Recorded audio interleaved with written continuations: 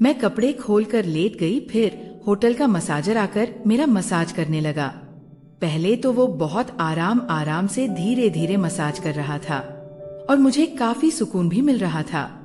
लेकिन फिर कुछ देर बाद उसने अपना हाथ आगे बढ़ाया और मेरे वहां तक छू गया और मैं कुछ बोल भी ना सकी। मेरा नाम आरती है और ये कहानी मेरे जीवन की ही है। तो आइए शुरू करते हैं। आरती ने होटल के कमरे का दरवाजा खोला तो एसी की ठंडी हवा से उसके बाल उड़ने लगे। कमरा साफ था, सजावटी फूलों से भरा और बहुत महंगा दिखता था, लेकिन उसके चेहरे पर कोई उत्साह नहीं था। वो अपनी शादी की 10वीं सालगिरह पर अकेली आई थी, क्योंकि उसका पति इस बार भी बिजनेस ट्रिप पर था। एक दिन खुद के लिए, उसने खुद से कहा था। आरती ने दरवाजा बंद किया, चप्पल उतारी और धीरे धीरे बैग से अपने कपड़े निकाले। वो आईने के सामने खड़ी हुई, खुद को देखा जैसे सालों बाद पहली बार। थकान उसकी आंखों में साफ थी, न सिर्फ शरीर की बल्कि उस रिश्ते की जिसमें वो हर दिन कुछ कम होती जा रही थी। उसने गर्म पानी चलाया और धीरे धीरे अपने कपड़े उतारने लगी। बाथरूम बहुत सुंदर था, संगमरमर की दीवारें, हल्की मध्यम रोशनी। आरती ने जैसे ही शॉवर ऑन किया, एक सुकून सा उतरा।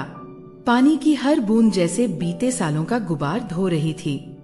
मगर तभी एक अजीब सी सिहरन उसके पीठ पर दौड़ गई, जैसे कोई नजरें उसे देख रही हों। उसने जल्दी से पीछे मुड़कर देखा, लेकिन वहां कोई नहीं था। पागल हो गई हूँ शायद, उसने खुद से कहा। बस थक गई हूँ। आरती टॉवेल में लिपटी बाहर आई और होटल के फोन पर रिसेप्शन को कॉल किया। हेलो, मुझे एक रिलैक्सिंग बॉडी मसाज चाहिए आज ही। श्योर मैम, हमारे पास एक प्रोफेशनल है, विजय। क्या शाम 7 बजे ठीक रहेगा? हाँ, उसने झिझकते हुए कहा। शाम के 7 बजे। दरवाजे पर एक दस्तक हुई। आरती ने दरवाजा खोला तो सामने खड़ा था एक लगभग 38 साल का शख्स। गहरी आंखें, सादे कपड़े और हल्की मुस्कान। हेलो मैम, आई एम विजय, मे आई कम इन? उसकी आवाज में न कोई बनावट थी, न कोई झिझक। आरती ने चुपचाप सिर हिलाया। Where would you like me to set up the table? उसने पूछा। आरती ने खिड़की के पास इशारा कर दिया। विजय ने बड़ी सहजता से टेबल लगाई, तौलिए बिछाए, तेल रखे, फिर उसकी ओर मुड़ा। आप तैयार हैं? हाँ, मैं अभी आती हूँ, आरती ने कहा और वॉशरूम में चली गई। जब वो बाहर आई तब उसने एक लंबा बाथरोब पहन रखा था, लेकिन उसके भीतर डर और झिझक दोनों थे। विजय ने बड़ी सहजता से उसे टेबल पर लेटने को कहा, पीठ के बल। आप रिलैक्स हो जाइए, कोई जल्दी नहीं है। जैसे ही उसका हाथ आरती के कंधों पर गया, एक पल को उसने आंखें बंद कर ली। विजय का स्पर्श न तो ज्यादा गहरा था, न बहुत हल्का। वो जानता था कि स्पर्श कैसे शांत करता है। आरती ने पहली बार किसी अजनबी के हाथों में कोई डर महसूस नहीं किया, बल्कि एक अपनापन सा। विजय चुपचाप अपने काम में लगा था। आपको बहुत थकावट है, उसने धीरे से कहा। आरती कुछ देर चुप रही, फिर बोली, थकान नहीं है, खालीपन है। विजय कुछ नहीं बोला, सिर्फ हल्की मुस्कान दी। आरती की आंखों में पानी उतर आया।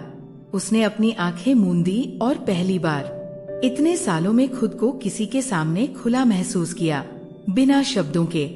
कमरे में अब केवल धीमी मध्यम रोशनी थी। पर्दों के पीछे शाम धीरे धीरे रात में ढल रही थी और आरती की आंखें बंद थी। विजय के हाथ अब उसकी पीठ से कंधों तक, फिर गर्दन के पास आते हुए बहुत ही नरमी से अपनी यात्रा पूरी कर रहे थे। आरती की सांसें अब पहले जैसी नहीं थीं, वो थमी हुई थी, जैसे किसी भावनात्मक बंधन में बंध गई हों। वो फुसफुसाई, कभी कभी लगता है मैं बस जिंदा रह रही हूँ, जी नहीं रही। विजय का हाथ वही रुक गया। उसने कुछ पल चुप रहकर पूछा, आपकी जिंदगी में क्या आपको कोई सुनता है? आरती की आंखें खुली नहीं, लेकिन दिल जैसे एकाएक खुल गया। सुनता तो है, लेकिन समझता नहीं। उसके लहजे में टूटी हुई आवाज थी। शादी को 10 साल हो गए, आरती ने बोलना शुरू किया। पहले लगता था मैं उसकी दुनिया हूँ। फिर धीरे धीरे मैं सिर्फ एक जिम्मेदारी बन गई। हर त्योहार, हर खुशी बस औपचारिकता बनकर रह गई।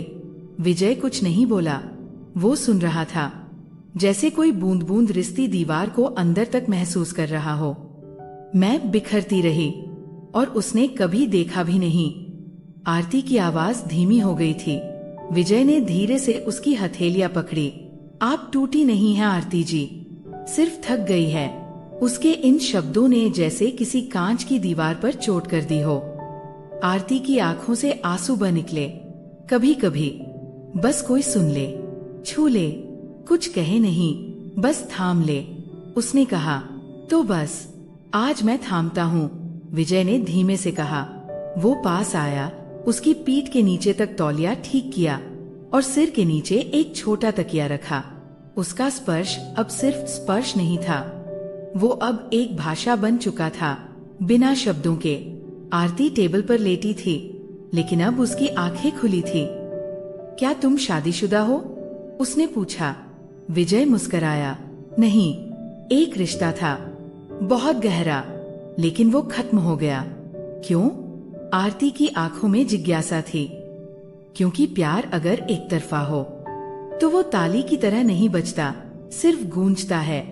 उसकी बात आरती के दिल को छू गई। कभी सोचा है? विजय ने पूछा।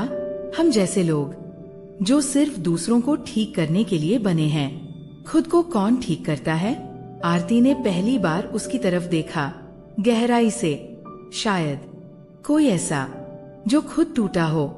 उनके बीच अब न कोई दूरी थी, न कोई बनावटी संवाद, सिर्फ दिल की नजदीकी और टूटे टुकड़ों का एक साथ जुड़ना।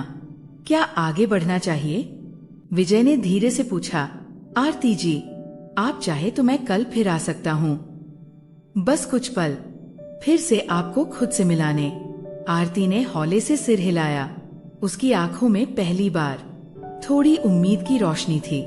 अगले दिन दोपहर ढल चुकी थी। आरती बालकनी में बैठी थी, चाय की प्याली हाथ में थी, लेकिन आज उसका मन पहली बार थोड़ा हल्का सा लग रहा था। सुनील आज भी ऑफिस से देर से आने वाला था। घर में वही पुरानी खामोशी थी, पर आज उस खामोशी में कोई चुभन नहीं थी। फोन पर एक मैसेज था, अगर ठीक लग रहा हो तो शाम 5 बजे आ सकता हूँ। आरती ने बिना कुछ सोचे बस ठीक है टाइप कर दिया। विजय समय पर आ गया। आज उसके हाथ में कोई तेल या क्रीम नहीं थी, बस एक डायरी और एक हल्की सी मुस्कान।